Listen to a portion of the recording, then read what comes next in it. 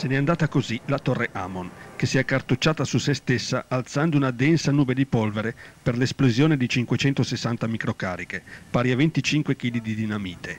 Erano le 16:30 del 18 settembre 1996. Questo manufatto, costruito nel 1956, ha troneggiato per 40 anni sulla collina di San Quirico, nell'area delle vecchie raffinerie di Garrone, simbolo del passato industriale della Val Polcevera.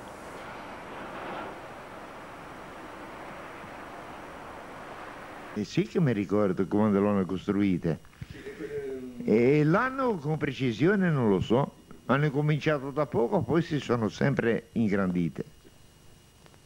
Ma secondo lei l'installazione delle raffinerie in Val Polcevera cosa ha rappresentato? Lavoro o inquinamento? Uno e l'altro, lavoro in minima parte e inquinamento tanto. Però devo dire anche una cosa, quando esisteva le raffinerie la vite non prendeva la malattia. Dopo chiuso le raffinerie ci voleva il derrame come una volta. La torre Amon era una grande ciminiera di cemento alta circa 60 metri e serviva a raffreddare l'acqua durante il processo di raffinazione del petrolio. C'era un tubo che da 14 pollici, un grossissimo, che portava l'acqua in cima, come dire, proprio sopra. Poi mani mani che l'acqua andava giù c'erano delle tavolette che le frenavano quest'acqua in modo che era come un radiatore di una macchina che raffreddava l'acqua. Così veniva riciclata, se no non c'era acqua abbastanza che poter lavorare il grezzo, quella roba lì del petrolio. E mi dica, lei è stato favorevole o contrario all'abbattimento della torre Amon? Beh, da una parte dispiace che sono rimaste delle persone a casa e dall'altra stiamo meglio noi che siamo nella zona che è rimasta più pulita. L'abbattimento della torre è stato accolto con sentimenti diversi.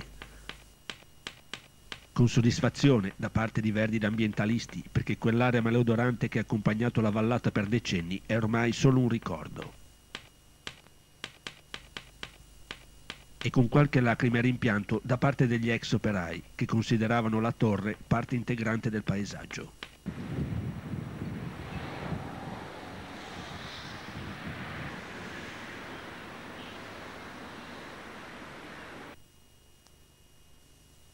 Le raffinerie Erg di San Quirico erano un insieme di ferrame e alberature e fra il 1950 e il 1960 presero il posto con una scelta discutibile di Villa Durazzo Cataldi e relativo parco, costruita intorno al 1780 e demolita per far posto al grande complesso industriale. A ricordo della villa e del suo parco rimane questa pianta soprannominata il Pino Amon. La Val Polcevera è da sempre una via di comunicazione fra Liguria e Pianura Padana. Questo favorì lo sviluppo di attività industriali. In seguito alla crisi dell'industria pesante, molti insediamenti risultano improduttivi o smantellati.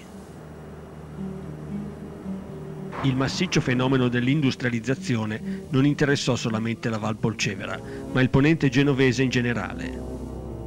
L'aspetto turistico di Cornigliano fu sacrificato completamente per far posto agli stabilimenti siderurgici.